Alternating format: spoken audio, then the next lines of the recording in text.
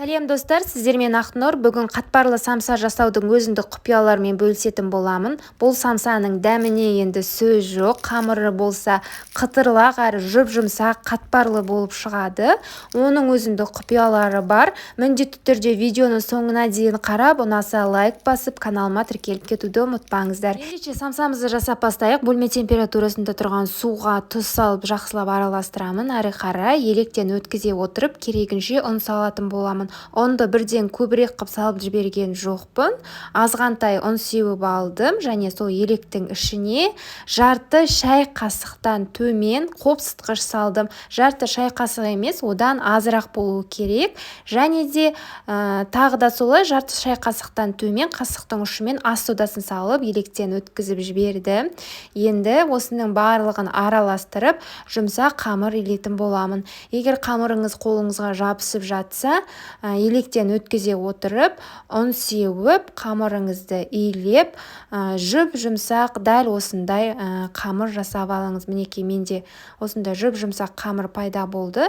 Енді осы қамырды қапшыққа салып, шамамен 10-15 минутқа қойып қоятын боламын. Енді бізге сары май қажет. Сары май міндетті түрде 72,5%-дан жоғары болу керек. Проценті менде деревенская сары майы 82,5%. Неғұрлым сары май майлы болса, проценті соғұрлым біздің самсамыз қатпарлы өте дәмді болып шығады. Және сары майды ерітіп алдым. Әрі қарай еріген сары майды 1-2 минут бетіне суы шыққанша қайнатып алдым. Сонда біздің самсамыз өте қатпарлы болып шығады. Енді жаңағы дайындап қойған қамырды тең етіп екі бөлікке бөлдім. Міне енді ұн себе отырып, кәдімгі еттің қамыры секілді қамырымызды жазып нан оқтаулайтын боламыз. Қамыр тым қалың, не жұқа болып кетпеуі керек. Біздің қамыр өте жұмсақ болғандықтан жаю, жазу өте оңай. Енді осы жазылған қамырдың үстіне жаңағы сары майдан құйып, барлық жеріне қолымызбен жаңағы сары майды жағып шығатын боламыз. Әрі қарай қамырымыздың ең шетінен бастап кішкентайлау етіп алып, рулет секілді қамырды орап шығатын боламыз.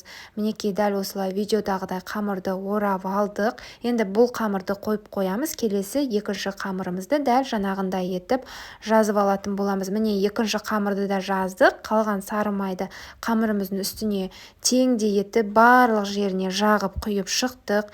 Енді жаңағы бірінші қамырды осы екінші қамырдың үстіне қойып, екеуін бірге рулет секілді тағы да орайтын боламыз. Міне біз екі қамырды осымен орадық. Енді дәл видеодағыдай қамырды бір ай отырып дөңгелектеп, қапшыққа салып, шамамен 1-2 сағатқа мұздатқышқа салып қоямыз. Неғұрлым көбірек мұздатқышта тұрса, соғұрлым самсамыз қатпарлы болады. Себебі арасындағы сары майлары қатып, біздің самсамыздың қатпарлы болуына өзіндік әсерін тигізеді. Менің қамырым шамамен 4-5 сағаттай мұздатқышта тұрды. Осы уақыт аралығында қатып үлгеріпті. Мұздап қалған қамырымды толықтай жібітіп, жұмсартып алдым. Енді бірнеше бірдей бөліктерге бөле отырып, дөңгелектеп самса жасайтын боламын. Самсаның ішіндегі салмасын өз қалауыңызша жасасаңыз болады. Мінекей самсаның қамырын енді оқтаулайтын боламын. Ұн сеуіп тіптен қажет емес. Ортасына салмасын салып, бекітіп, үшбұрышты етіп пішін беріп, осындай видеодағыдай самсалар жасап шықтым. Енді осы сәтте пешті алдын ала қыздырып қоямыз. Мінекей тағы да самсаның жасау жолдарын көрсетіп жіберейін. Енді бір жұмыртқаның сарысына шамамен 1 шай қасықтай сүт қосып, араластырып, самсалардың бетіне жағып шығатын боламыз. Сүт қоспай тек жұмыртқаның сарысын ғана жақсаңыз болады. Әрі қарай бетіне ақ не қара күнжіт сеуіп, жаңағы алдын ала қыздырып қойған пешке қызарғанша шамамен 35-40 минуттай пісіріп аламыз. Осымен біздің өте дәмді, қатпарлы, жұп-жұмсақ, қытырлақ самсаларымыз дайын. Міндетті түрде сіздерге осы рецепт бойынша жасап көрулеріңізге кеңес беремін. Себебі сіздің самсаларыңыз бір жасағаннан ақ қатпарлы, жұп-жұмсақ болып шығатын болады.